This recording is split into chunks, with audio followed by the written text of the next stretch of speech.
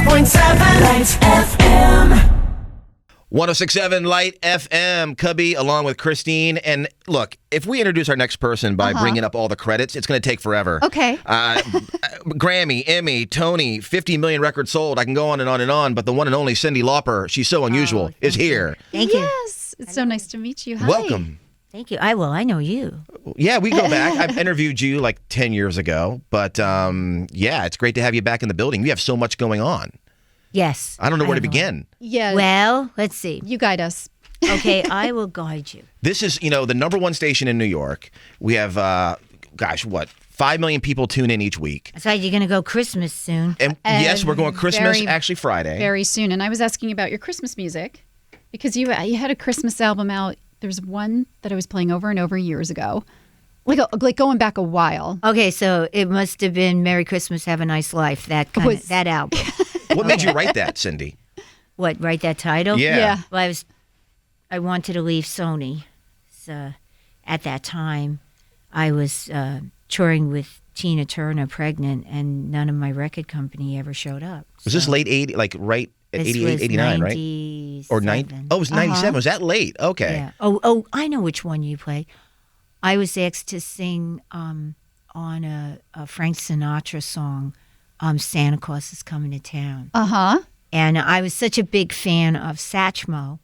And I know that Sinatra, he was kind of, like all his songs from the Capitol years, like that was part of my study list that I was supposed to learn. Mm. And I just kind of wanted to do that swing thing with commenting. Yes. And that I had listened to, like Armstrong does Fats Waller, and it was, it was kind of a thrill to be able to sing that way because you're never gonna, I was rock pop singer, nobody's way gonna sing like that. So I just did everything I learned at the Lenny Tristano School of Jazz before I was asked to leave. Before you I was were asked to leave, yes, because I wouldn't quit the rock band and I kept losing my voice. So they said, "You're a natural jazz singer. What are you doing?" Wow. But I just felt like I couldn't take enough Prozac to stand still that long. No, not every jazz singer is like in a ballad. Right. But it just feels like, right. So I did that, but that was the up-tempo thing. The stuff he did with Nelson Riddle was so genius.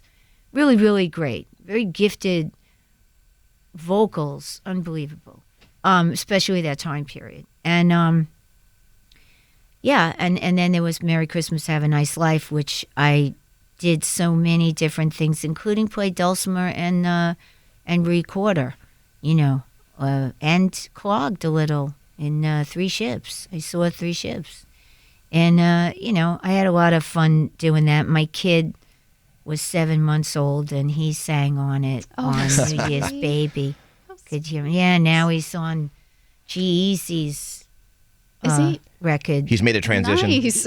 He did a feature on G-Eazy's record. And, are you a proud mom? It's hip-hop. It's a different thing, but I'm proud that he's doing what he loves in life. Right. And I don't have my phone, or I'd find out the title. Yeah, I know. Google it. We can. But hours, his name is Dex. Dex. Dex. D-E-X. D-E-X. Okay. Dex Lauper. Anyway, let's transition to Home for the Holidays real quick. Yes, absolutely. True Colors is doing the Home for the Holidays show. It benefits the True Colors United, which works to develop solutions for youth experiencing homelessness and focus on the LGBTQ youth because they are up to 40%, which is the largest population out there. And they're only out there on the street because they're LGBTQ. So then the others separate, the other 60% separates into different groups, but this group is the most vulnerable, most likely to be homeless. Only up to 7% maybe identify in the country as LGBTQ, so that means they were being thrown out like hotcakes. To me, You don't throw your kid away, no matter what. And you will always find struggles because usually they don't come with a, return policy, and they just have that other sheet, feed them when they cry, all that stuff. So anyway, so we got involved with this because we felt like we can actually solve this one. Good. We do advocacy. We have different programs. Go on TrueColorsUnited.org and see what we do. And we do this Home for the Holidays concert, which is our main fundraiser. This year is in L.A. Right. At the Novo Theater. And we have Marilyn Manson just joined us, and Henry Rollins, Perry and Eddie, Belinda Carlisle. Farrell, Belinda Carlisle, Billy Porter, Brandy Carlisle, Carol Leifer, Charlie Musselwhite, Emily Estefan, Gina Yashere. I said Justin Tranter. Oh, Kesha's going to be there too. Kesha, Yep. Kesha, K-Flay, Kesha, Lily amazing Tomlin, show. Margaret Cho, Wow. Quite the Sean lineup. Wasabi, and of course our wonderful host Carson Kressley, who is so funny. Been with us since the beginning. Is a board member and Oh, this my is so favorite great. person. Are and we able to see it here in New York? Because this is happening in LA December 8th, but will it be no, in December 10th. December in 10th? LA, Okay, at December the Novo 10th. Theater. Sorry. And usually it's the first week in LA. We were in New York, but we got a really good deal, so we figured, hey, let's go to LA. And Yeah. so It's a little warmer there too. Well- we love New York, but love the sun in LA. And also, over the years, I'm actually partnering with Novartis on this campaign. I've done a few with them because I have psoriasis. I'm one of 8 million people who have it. And when I was doing the Home for the Holidays concert, I would be covered and just trying to wear something that wasn't too tight, that I could just breathe and sing, but I was in a lot of pain. And now I have it under control, but there are people who go to work every day living with psoriasis, and it's not a glamorous thing, and it's not cool to talk about it, so obviously I'm talking about it. But close to 8 I'm million glad people, that you right? are, yeah. Well, it's a lot of people. Yeah. And there's this website, soatwork.com. It's their new campaign to raise awareness for people. And the so is PSO at work.com. As in psoriasis at work. Yes. And basically. also there's share your story on hashtag so at work. And it's good to talk about it. And when I first met other patients, I felt better. The one thing I can say is you don't give up. The other thing I can say to everyone who doesn't know what I'm talking about because they don't have psoriasis, thank God, is it's not contagious. Right. And that's very important because a lot of people who have it feel like it's sometimes very ugly to look at, and they try and cover it. But when people see it, they think they're going to catch it. You can't catch it. Right. I used to not say anything till I touched someone and then tell them it wasn't contagious just because I wanted to mess with them. But, but honestly, if you have it, it's an inflammatory thing. And it starts in one place, but it spreads. Is it anything like shingles? Forgive me if I'm wrong. But Because I had plaques, which I thought was bugs on the top of my head.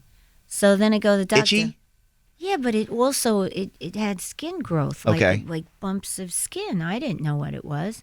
I was scratching it off, thinking, "What the hell is this?" Yeah. And then, of course, when you scratch it, it spreads because the skin. I'm not a doctor, so what the heck do I know? But I know that the skin is in overdrive. Right. So you scratch it, it just Right. rebuilds. It's not pretty, and it's a very, very debilitating thing. And when you go to work, I spoke to one patient, and he had it on the side of his head, all the way down one side, and he used to find a corner in the room so he could sit in the corner with that side to the wall yeah. so that people wouldn't be offended when they looked at him. Right. And it's so hard to work like that.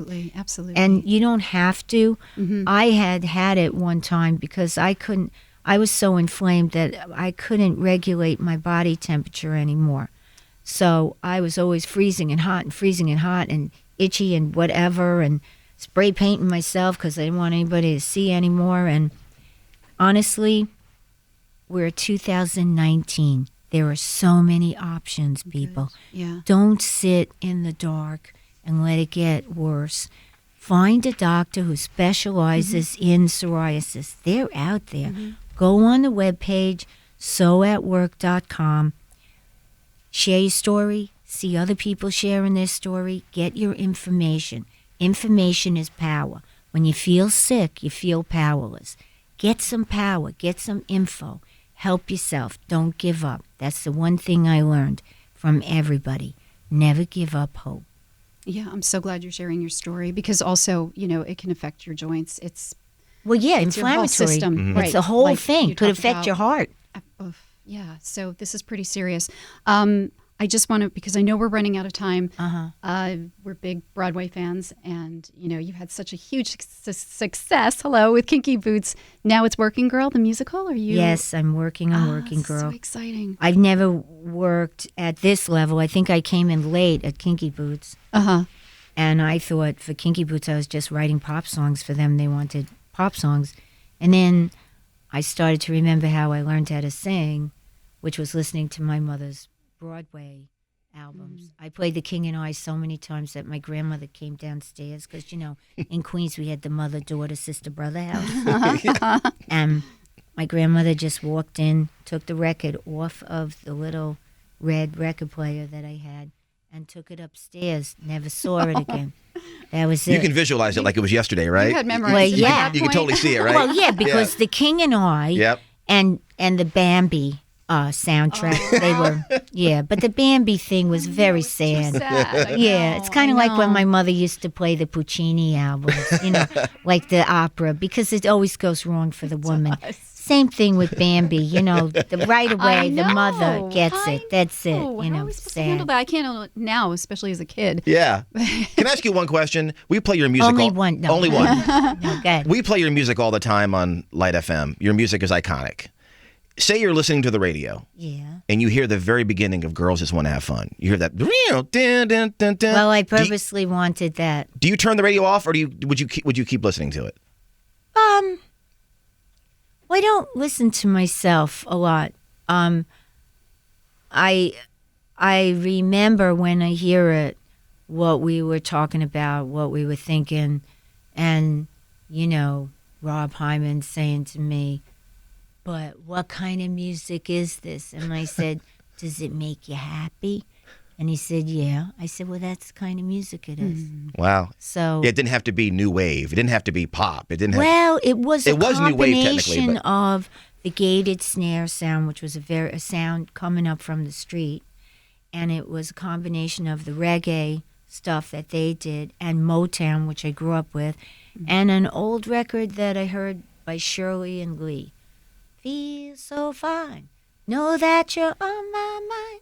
You ever hear that? Anyway, it's old. And Sounds good. I thought, let me put the three things together because we were like, wow, it's so. He originally wrote it very Bowie-esque, so then we, I said, let's just don't listen to me, but you play this, you play that, we'll have this, I'll sing this. Don't worry, let's just try it. What the heck? And it was one of those, as Rob Hyman calls, dare to suck moments. And you always have to dare to be awful to find good things. And it worked. And we heard the combination. We looked at each other and we knew, this is it. And don't ask me what kind of music it was. And we even got a letter from the head of the programmer of the country who told us that Girls Just Want to Have Fun. One, would never make it on album-orientated radio. Was not going to be played on top 40. And if I wanted to come in, my voice was way too high. And if I wanted to come in and talk to him with my manager, about what I could do with my career. His door was always open, God bless him. And we didn't go that route. And I sang high because I wanted it to be like a trumpet. You know, because I wanted to trumpet it, and I wanted sounds in it that was like the old Rockaway Park and Raceway, you know, summer, that you would hear it and you would have visions of that. So it would bring a kind of joy, you know, because it was about a joyful experience for all girls, not just white girls. Well, it worked. That's why, yeah. It all worked. Yes. We love you. Thank you for Thank stopping you. by. Yeah, thank you. And you're the best. And happy holidays. Oh yeah, happy holidays. What Cyndi Lauper song will you be playing? We do have a Home for the Holidays that I sang with Nora Jones, Oh, how beautiful. but it's not Karen Carpenter. But we like you. I know. We're playing it. Oh, okay, but that I did with Nora Jones. That was the catalyst for our show.